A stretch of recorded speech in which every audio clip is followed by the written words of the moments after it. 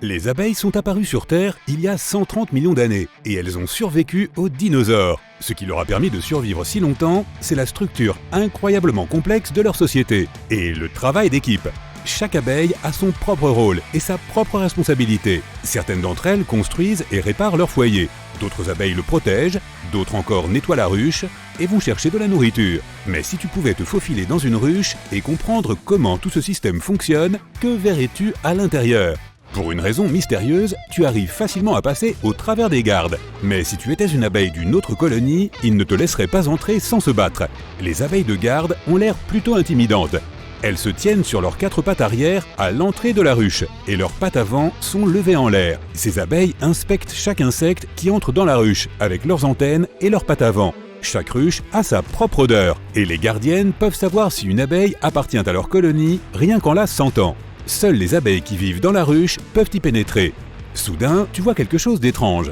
Une des abeilles gardiennes a détecté un intrus. Une abeille étrangère a dû essayer par erreur d'entrer dans la mauvaise ruche. Mais elle porte une charge de nectar et le gardien la laisse entrer. Apparemment, ça ne les dérange pas d'accepter des cadeaux de nourriture gratuits, même de la part d'étrangers. Tu es trop curieux pour rester là plus longtemps. La ruche n'a qu'une seule entrée. Tu remarques que les murs qui l'entourent ont un aspect étrange. En regardant de plus près, tu comprends qu'ils sont recouverts d'une fine couche d'une substance inconnue. C'est de la propolis, une résine végétale endurcie produite par les abeilles. Elle aide à combattre les infections et à guérir différents problèmes de santé. Un peu plus loin, tu peux voir d'innombrables nids d'abeilles. Ce sont pleins de cellules hexagonales faites de cire d'abeille. Les abeilles les utilisent pour stocker la nourriture, pollen et miel. C'est aussi là qu'elles gardent les œufs, les larves et les nymphes. Les alvéoles sont fixées aux parois de la ruche.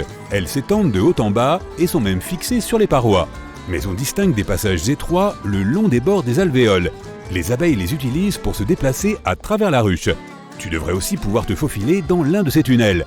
Après avoir exploré l'endroit, tu découvres que les abeilles stockent le miel dans la partie supérieure de la ruche. En dessous, il y a des cellules qui contiennent du pollen. Ensuite, il y a des cellules utilisées pour conserver les œufs des futures abeilles ouvrières. Et tout en bas, il y a les œufs de faux bourdons. Bien sûr, ton objectif est de voir la reine des abeilles, mais ce n'est pas si facile de la trouver. D'abord, tu rencontres plein d'autres abeilles. La plupart d'entre elles sont des ouvrières. Elles constituent la plus grande partie de la population de la ruche, et ce sont toutes des femelles. Chacune d'entre elles a sa propre tâche.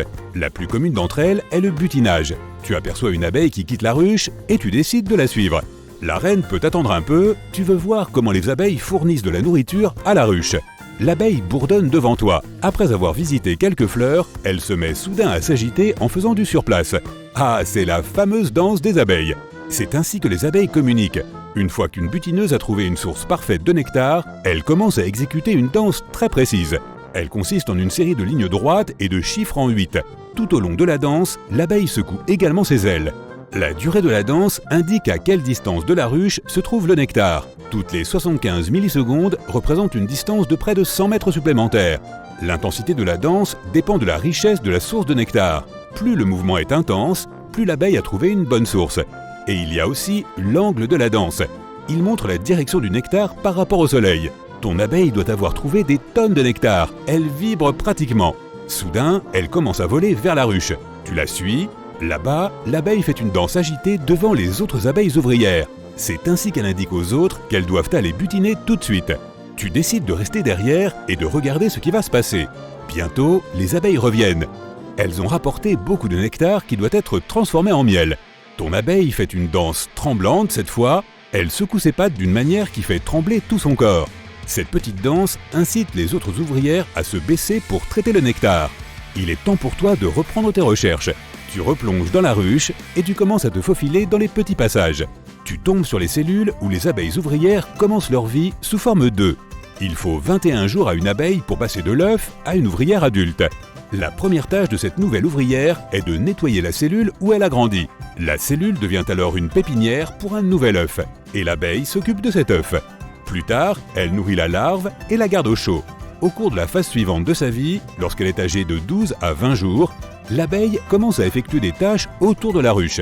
Elle produit de la cire, stocke le pollen et le nectar, construit la ruche, garde l'entrée et ainsi de suite. Lorsque l'abeille atteint l'âge de 20 jours, elle devient une butineuse. Elle cherche et livre du pollen, du nectar et de la résine d'arbre pour fabriquer de la propolis. L'abeille apporte également de l'eau, les abeilles en ont besoin pour boire et refroidir la ruche. À un moment donné, tu vois quelque chose qui ressemble à une chambre d'hôpital. Là, des abeilles ouvrières s'occupent de ceux qui ne se sentent pas bien. Les médecins leur apportent différents types de miel en fonction de leurs problèmes. S'il n'y a pas d'autre moyen, elles sortent une abeille malade de la ruche. Cela permet d'éviter que toute la colonie ne tombe malade. Et puis il y a aussi les abeilles qui contrôlent la température. La température dans la ruche est généralement d'environ 35 degrés Celsius. Il est crucial de la garder ainsi, ni plus chaude ni plus froide. Sinon, les œufs ne vont pas éclore. Tu vois un groupe d'abeilles et tu comprends instantanément que ce sont des abeilles à température. Apparemment, la température de la ruche a baissé et maintenant, elles essaient de la réchauffer. Elles vibrent d'une manière spéciale, ce qui augmente leur température corporelle. Et tu peux sentir l'air autour de toi devenir un peu plus chaud. Si elles avaient besoin de refroidir la ruche, elles iraient chercher des gouttes d'eau. Puis elles apporteraient cette eau sur leur dos. Une fois dans la ruche, elles feraient battre leurs ailes très vite, ce qui ferait s'évaporer l'eau et baisser la température. Tu avances et tu tombes bientôt sur une abeille que tu n'as jamais vue auparavant. Elle a des yeux énormes, un grand corps et pas de dard. C'est un faux-bourdon, le seul type d'abeille mâle de la ruche. Ils n'ont pas non plus d'outils pour butiner. Leur seul but est de s'accoupler avec la reine et de prendre soin d'elle. La vie du faux-bourdon n'est pas très longue. D'une part, si cette abeille parvient à s'accoupler avec la reine, elle ne survit jamais au processus. Et s'il y a une pénurie de nourriture, ou si l'hiver approche, les abeilles ouvrières expulsent généralement les faux-bourdons de la ruche et ne les laissent pas revenir. Waouh, c'est dur! Tu continues jusqu'à ce que tu remarques enfin une pépinière. Là, tu aperçois une abeille qui fait 2 fois la taille d'une abeille ouvrière. Ta quête touche à sa fin. C'est la reine. Cette abeille est la plus importante pour la ruche, car c'est la seule abeille qui peut pondre des œufs. Malgré son titre, la reine ne règne pas vraiment, et son cerveau est plus petit que celui d'une ouvrière. Mais elle produit des phéromones spéciales qui influencent l'humeur de toute la ruche. La reine donne également naissance à toutes les abeilles de la colonie. Lorsque la reine est encore une larve, les abeilles ouvrières la nourrissent de gelée royale. Il s'agit d'une gelée à très forte teneur en sucre. Une cellule plus grande et un tel régime alimentaire permettent à la future reine d'avoir un corps plus grand et d'être capable d'émettre des phéromones.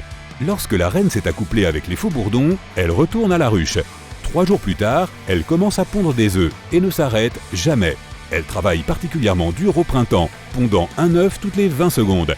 Pas étonnant que plus tard dans l'année, la colonie compte déjà une population de 30 000 à 60 000 abeilles. Mais attends, il se passe quelque chose d'étrange. Un groupe d'abeilles ouvrières, en fait beaucoup d'entre elles, peut-être la moitié de la colonie, quittent la ruche avec la reine à leur tête. Cela signifie que la colonie est devenue trop grande. La reine sort pour la première fois depuis l'accouplement. Et l'essaim entier part à la recherche d'une nouvelle maison. De retour à la ruche, une nouvelle reine sortira d'un œuf 8 jours plus tard.